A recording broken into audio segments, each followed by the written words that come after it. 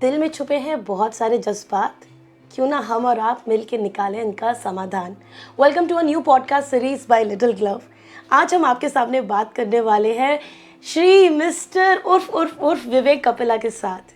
ये ना ही सिर्फ मेरे पिता हैं बट मेरे गुरु भी। विवेक जी, मैं आपका इंट्रोडक्शन चाहूँगी। मैं Vivek Kapil and electronics engineer from Palampur, Himachal Pradesh, and I had an opportunity to travel in Europe, Middle East, Iran, and across Kashmir to Kanyakumari, east to west, meeting lots of people across the cross section of society. I also had a foundation through discussions with my father, who is 91 years old, staying at Palampur. We had discussions in many topics for 35 years where time was not a factor. So that was a great learning and foundation. And based on that foundation, we are going to discuss on a very important issue today. तो ये जो आपने अपने father के साथ discussions किए, ये जो आपने एक्सपीरियंस गेन किया थ्रू आउट अपनी लाइफ जर्नी में, आपने क्या ऐसी महत्वपूर्ण चीज़ें डिस्कवर की जो आपको लगता है कि आजकल के सोसाइटी में इशू है? सबसे पहले तो जो हम लोगों ने चारों तरफ घूमे हैं और लोगों से डिस्कशंस किए हैं, तो इसमें समझ में आता है कि आज के जो युवा वर्ग हैं उनमें रिलेशनशिप प्रॉब्लम्स हैं। क्या मैं युवा वर्ग को जेनजी का नाम दे सकती हूँ? यस। तो आज के जेनजी में आप कहते हो कि रिलेशनशिप के बहुत सारे इश्यूज हैं, तो ये जो जेनजी जनरेशन के रिलेशनशिप इश्यूज हैं, ये आपको पता कैसे चले? देखिए, जब मैंने डिस्कशन किए लोगों के साथ, उन्होंने अपनी प्रॉब्लम्स हमें बताई कि आजकल जो है बहुत सारे जो है लव अफेयर्स हो रहे हैं, जो ब्रेक होते हैं, रिलेशनशिप टूट जाते हैं, रिलेशनशिप टूट रहे हैं, और इसके चलते लोनलीनेस बढ़ रहा है, आदमी को अकेलापन नज़र आता है, महसूस करते हैं बच्चे, और इसके चलते जो अंदर में frustration, pain, grief, misery, suffering, aggression, कितने सारे नेगेटिव एनर्जीज उनको सराउंड करती है। तो इससे इजाद पाना बहुत अनिवार्य है, और हम लोग जो हैं एक यहाँ पे सुझाव दे सकते हैं, मार्गदर्शन कर सकते हैं जेनजीज के लिए। हाँ जी, कि अपने रिलेशनशिप को कैसे मैनेज करो, और जो इस पेन, लोनलीनेस, एग्रेशन, इन इमोशंस से गुजर रहे हैं, वो क्या करे अपने इस फेस को डील करने के लिए? Yes, very true. बहुत ही सटीक प्रश्न है आपका। What is the reason behind so many breakups, multiple relationships, extramarital relationship in today's world? That there are not one factor, there are many factors. और सबसे जो पहला फैक्टर है, that is love. Now one should understand what is love. Is love attachments? Is love, infatuation? Is love enjoyment? Fulfillment of desire? तो प्यार क्या है, पहले ये समझना बहुत ही अनिवार्य है। तो मैं इसको आपको 3 कहानियों से सुनाता हूँ जो आपको समझ में आएगा कि प्यार एक्चुअली है क्या। तो हम लोग ने अपने पाठ्यक्रम में ये पढ़ा होगा कि ये हमारे ओ हेनरी साहब ने लिखा था, द गिफ्ट ऑफ मैगी। तो यहाँ पे जो छोटे से नटशल में मैं आपको बताना चाह रहा हूँ कि 2 दाम्पत्य जीवन अपना व्यतीत कर रहे थे। हस्बैंड का नाम था जेम्स और वाइफ का नाम था डेला, और ये लोग काफ़ी मुश्किलों से अपना गुजारा चला रहे थे। They were meeting their ends to very difficult ways, but anyhow Christmas आया। क्रिसमस के एक दिन पहले, क्रिसमस ईव में, डेला ने सोचा कि मैं अपने हस्बैंड के लिए गिफ्ट प्लान करूं। तो उन्होंने देखा उनके हस्बैंड के पास एक प्राइज्ड पोजेशन था, घड़ी, पॉकेट वॉच। तो वो सोची कि ये पॉकेट वॉच रखते हैं, कहीं मिसप्लेस ना हो जाए, कहीं गिर ना जाए। तो उन्होंने एक गोल्डन चेन लेने का प्लान किया कि उस वॉच को हम गोल्डन चेन से अटैच करके उसको उनके नेक से जोड़ लेंगे। ये डेला ने सोचा, और उन्होंने बहुत पैसे बचाए अपने डे टू डे एक्टिविटीज़ में। जब पैसे बचाए तो उन्होंने सोचा कि अब मैं जाऊँगी दुकान में खरीद लूँगी। सिमिलरली जेम्स ने सोचा कि मेरी वाइफ इतनी खूबसूरत है, इतने बढ़िया इनके बाल हैं लंबे लंबे, तो उनके लिए हम कोम्ब्स का सेट यानी कंघियों का सेट खरीदे ताकि वो बढ़िया से उसको अच्छे से मेंटेन कर पाए। तो वैसे ही उन्होंने भी बहुत पैसे बचत किए थे अपने डेली गुजारों से। तो जब ये अपने अपने गिफ्ट खरीदने गए, डेला जब गई ज्वेलर के पास तो उन्होंने देखा जो उन्होंने बचत की थी वो कम पड़ रहे हैं। तो डेला ने सोचा अब क्या करें। तो उन्होंने सोचा कि क्यों ना मेरे इतने सुंदर बाल हैं, इनको मैं कटवा के बेच देती हूँ, उससे जो पैसा आएगा मैं गिफ्ट खरीदूंगी अपने हस्बैंड का। उन्होंने ऐसा ही किया, उन्होंने अपने बाल कटवा के बेच दिए और उससे जो गोल्डन चेन आ गई, दोनों बचत पैसा और ये मिला के, और वो अपने घर में गिफ्ट ले आई।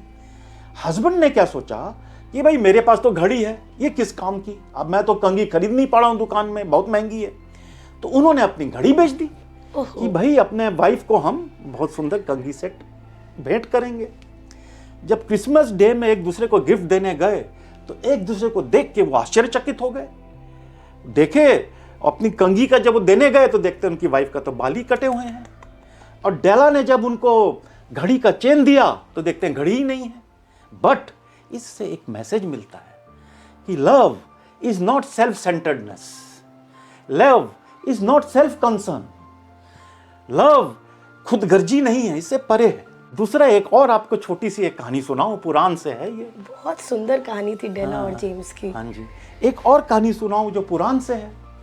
पार्वती जी हैं, वो महादेव जी से शादी करना चाह रही हैं। हाँ। और पार्वती के जो पिताजी हैं हेमवंत, वो महाराज हैं, किंग ऑफ हिमालयस, और उनकी जो माता जी हैं वो रानी है, तो मैनावती उनका नाम है। तो उन्होंने कहा पार्वती जी को कि भाई आप महादेव से शादी करना चाहते हैं, कोई हमें एतराज नहीं है, उनको बुलाइए, उनके फैमिली के बारे में हम जानें, जरा उनको हम देखें समझें। तो उनको इनवाइट किया जाता है महादेव जी को। तो महादेव जी जब उनके घर आते हैं तो लंबी सी जटाएं एकदम, और गर्दन में सांप लपेटे हुए, पूरे बॉडी में विभूत लबा एकदम मला हुआ, और एक लंगोट पहने, उसमें से खून निकल रहा है, हाथी का लंगोट पहने उससे खून निकल रहा है। तो उनकी जो माता जी हैं, माता श्री हैं पार्वती जी की, वो देख के बेहोश हो गई। और वो रानी, हाँ, कहाँ वो राजकुमारी, राजकुमारी, और ऐसा लड़का खोज रही हैं। उसके बाद इसने पार्वती जी ने अपने महादेव जी को कहा, अरे महादेव जी अपना स्वरूप दिखाइए, अपना दिव्य स्वरूप दिखाइए। तो महादेव जी ने उनकी बात मानी और अपना दिव्य रूप दिखाया। वो रूप देख के सब आश्चर्यचकित, मग्न मुग्ध हो गए, इतना आकर्षित हो गए कि लोग बोले हाँ भाई ये तो महादेव जी का तो बड़ा जबरदस्त सुंदर मूर्ति, एकदम बड़ा खूबसूरत तरीके से नजर आए। तो ये राजकुमार बनने के लिए लोगों के मन में राइट था। अब पेरेंट्स ने सोचा भाई इनके फैमिली के बारे में पता किया जाए। तो पंडित जी ने पूछा भाई आपके पिताजी कौन है। तो महादेव जी ने बोला मेरे पिताजी तो विष्णु जी हैं। तो वो बोले विष्णु जी के पिताजी कौन है। तो उन्होंने बोला कि ब्रह्मा जी हैं। तो भाई ब्रह्मा जी के पिताजी कौन है। तो कहते हैं देवों के देव महादेव। तो हैरान हो गए सब, अरे भाई इनका तो फैमिली का कुछ आता पता नहीं है। तो पार्वती जी बोली कि नहीं, मैं अगर विवाह रचाऊंगी तो मैं महादेव जी से ही करूंगी। तो इससे एक मैसेज मिलता है अनकंडीशनल लव का, प्यार बिना शर्तों के। तो पहला आपने बोला कि सेल्फ सेंटर्ड नहीं हो सकता नहीं, प्यार। हाँ जी।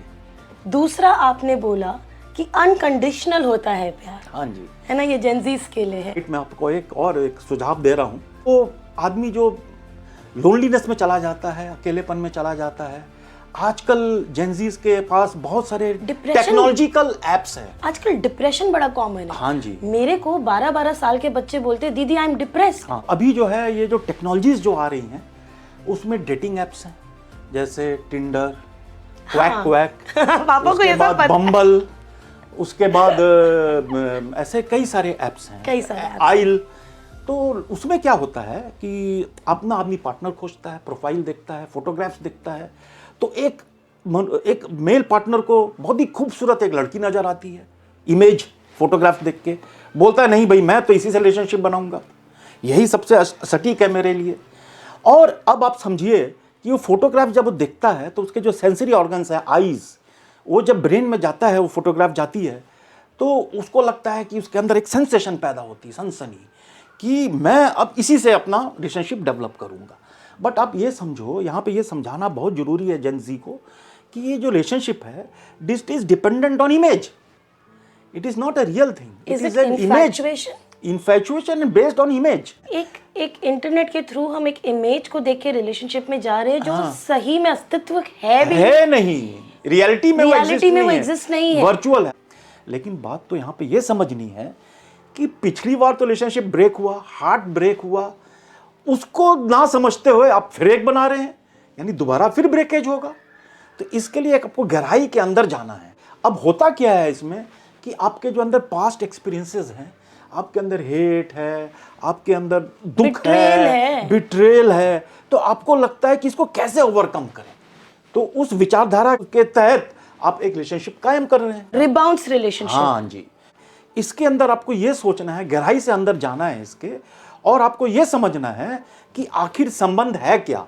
ये आपकी आवश्यकताओं को पूर्ति कर रही है, आपके डिपेंडेंसी को पूर्ति कर रही है, बट क्या ये प्यार है कि ये सिर्फ फुलफिलमेंट नीड है ऑफ योर डिजायर्स, नीड नहीं, डिजायर्स। तो ये तो हमने आपको 360 डिग्री बताया प्यार के बारे में। अब मैं आपको बताऊंगा कि ये जो आपने पूछा था सफरिंग को कैसे दूर करना है, लाइफ में इसी भी इजाद पाना है आपको सफरिंग से। तो इसके लिए एक तरीका है कि आपका ये जो हार्ट है, यहाँ पे एक स्टर्नम बोन है, उसके पीछे आपका हार्ट है। स्टर्नम बोन के पीछे मेरा दो हार्ट लंग्स के बीच में, हाँ। और स्टर्नम बोन के थोड़ा सा लेफ्ट में आपका हार्ट है, दैट इज द हार्ट, जिससे इमोशंस पैदा होते हैं, इमोशंस निकलते हैं। ये जो हार्ट सेंटर है, this signifies love, compassion, kindness and relationship. ये जो हमारे अंदर नेगेटिव इमोशंस हैं, इसको भी समझना बहुत जरूरी है। क्या है नेगेटिव इमोशंस? जैसे depression, betrayal, pain, suffering, heart broken, ये इमोशंस को भी निकलना समझना बहुत जरूरी है। सबसे मजे की बात है, ये आपके एयर एलिमेंट से लिंक्ड है। तो एयर एलिमेंट के भाई देवता कौन है? पवन सुत हनुमान। जय श्री हनुमान। तो हनुमान जी जो हैं इसको संचालित करते हैं। और आप इसको अगर एस्ट्रोलॉजी में ले जाएं तो इसको विनस प्लैनेट, शुक्र देव कंट्रोल करते हैं। और अगर आप जेमस्टोन्स में जाएं तो ग्रीन एमरल्ड और पिंक क्वार्ट्ज इसके जेमस्टोन्स हैं। फूड में जाएं तो वेजिटेबल्स हैं। और इसके अगर इसमें शक्ति है एक, वो शक्ति का नाम है काकिनी शक्ति है अंदर में। ये हमारे दिल में ही है, काकिनी हार्ट के अंदर है। अगर आपको इन नेगेटिव लोगों से, आपको जो इमोशंस हैं, से निजात पानी है, तो आपको ये समझना है कि हनुमान जी को भाई उनको बहुत खूबसूरत एक लाल रंग का गुलाब अर्पण करें। और हनुमान जी के लिए एक मैं मंत्र उच्चारण करता हूं, आप उसका श्रवण करें। बोलिए। ओम नमो हनुमते रुद्र अवताराय सर्व शत्रु संहारणाय सर्व रोग हराय सर्व वशीकरणाय रामदूताय स्वाहा। दूसरा है मनोजवम मारुततुल्य बेगम जितेंद्रियम बुद्धिमताम वरिष्ठम वातात्मजम वानरयूत मुख्यम श्री राम दूतम शरणम प्रपदे। तो देखिए, एक बात आपको यहाँ पे और समझनी बहुत जरूरी है कि हनुमान जी जो हैं वो राम भक्त हैं। उनसे बड़ा भक्त और कौन है? कोई नहीं। तो यहाँ पे भक्ति योग का काम है। जैसे अभी हम आपको जो जितना भी बता रहे थे ज्ञान योग था वो, तो भक्ति योग को भी समझना बहुत जरूरी है। तो भक्ति योग के लिए क्या है? माइंड को वो एक साइलेंस, क्वाइटेंड करता है। और अगर आपका माइंड साइलेंस रहता है, क्वाइटेंड रहता है, तब आपके अंदर एक वास्टनेस पैदा होती है, और वो वास्टनेस एक नेचर से लिंक्ड हो जाती है, और आपका माइंड क्वाइट होता है, और ये सेंटर फिर एनर्जाइज होता है। और ये जो नेगेटिव फीलिंग्स है हमारी, हाँ जी, ये भी मैनेज हो पाती है, आपको समझ में आता है। तो यहाँ पे एक थाइमस ग्लैंड है, और वो थाइमस ग्लैंड बड़ा इंपॉर्टेंट है। ये आपके बॉडी के इम्यूनिटी सिस्टम को डेवलप करता है, इसको कंट्रोल करता है। और ये जो ग्लैंड है ये टी सेल्स प्रोड्यूस करता है, यानी वाइट ब्लड कॉर्पुसेल्स। हम लोगों ने बायोलॉजी में ये पढ़ा हुआ है। हाँ। और ये वाइट ब्लड कॉर्पुसेल्स जो है, इम्यूनिटी जब आपके बॉडी की अच्छी रहेगी तो आप अपने जो रिलेशनशिप्स के अंदर जो आपके प्रॉब्लम्स आ रहे हैं उसको आप ठीक से फेस कर पाएंगे। तो आपका कहना है कि मन की शुद्धि, तन की शुद्धि अपने आप को समझना और अपने आप को और वास्ट बनाना, जैसे आपने बताया हनुमान जी का जाप करना या मंत्रों का उच्चारण करना, मेडिटेशन करना, सही फूड खाना और अपनी इम्यूनिटी को स्ट्रॉन्ग करना, इससे आप हार्ट ब्रेक और ये जो नेगेटिव इमोशंस आज लोगों को हो रहे, depression, time to time depression हो रहा है, वो आदमी मैनेज कर सकता है। यस, कम कर सकता है, कम जरूर कर सकता है।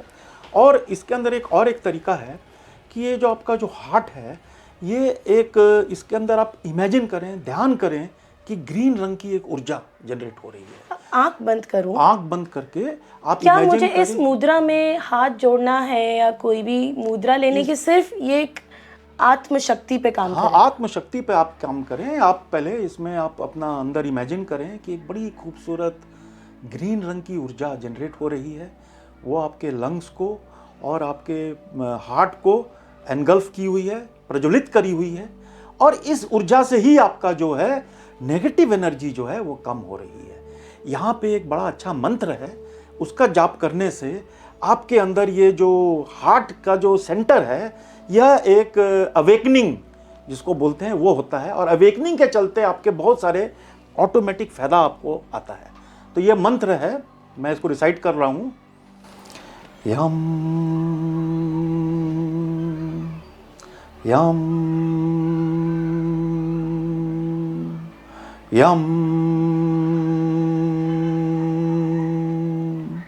तो ये भी एक जरिया है, एक तरीका है आपके जो नेगेटिव एनर्जीज को कम करने का। मैं आपको बता रही हूँ, ये कुछ क्षणों में जो आपने मुझे बातें बताई हैं और इस समय जो मैंने फील किया और आपके साथ रहते ही एक्सरसाइज भी की है, मुझे खुद इस समय बहुत शांत और बहुत कंटेम्प्ट फील हो रहा है। हाँ जी, आपको पॉजिटिव एनर्जी मिलेगी, और आपका ये जो नेगेटिव एनर्जीज को दूर करने के लिए, कि ये नेगेटिव एनर्जीज का फ्रीक्वेंसी कम होता है, और ये जो हार्ट सेंटर है ये 639 हर्ट्ज में काम करता है। बहुत सारे थेरेपीज अवेलेबल हैं बेस्ड ऑन दिस फ्रीक्वेंसी, जो नेगेटिव एनर्जीज को ओवरकम कर सकती है। ये भी एक तरीका है। दूसरा, योग सीखना। तो योग के लिए तो बड़े बड़े इंस्टीट्यूट्स हैं, जैसे पतंजलि बाबा रामदेव जी का, या श्री श्री जी का, ये आपका जो आर्ट ऑफ लिविंग, हाँ, और इनका जो है ईशा सेंटर है सदगुरु जी का, और हमारे बिहार में ही मुंगेर में बिहार स्कूल ऑफ योगा है।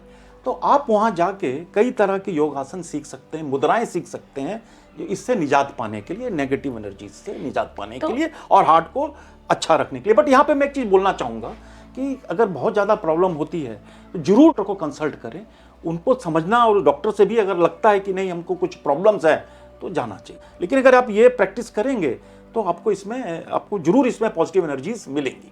तो आजकल के ब्रेकअप से गुजरने का जो तरीका है, या हार्ट ब्रेक, लोनलीनेस, डिप्रेशन से गुजरने का तरीका है, उसमें हम इस प्रोसेस को ईजी बना सकते हैं, अपने आप को और स्ट्रॉन्ग बना सकते हैं इस जर्नी में। कुछ चीज़ें रोज़ की प्रैक्टिस करेंगे तो शायद हम इन सब सिचुएशन से बेटर निकल पाएंगे। हाँ जी। और क्योंकि सर दिल तो टूटेगा ही। हाँ जी, दिल को टूटने से कोई रोक नहीं सकता। बट अगर आप डेथ में जाएंगे तो इसके अंदर एक फैक्टर है जिसको बोलते हैं साइकोलॉजिकल टाइम।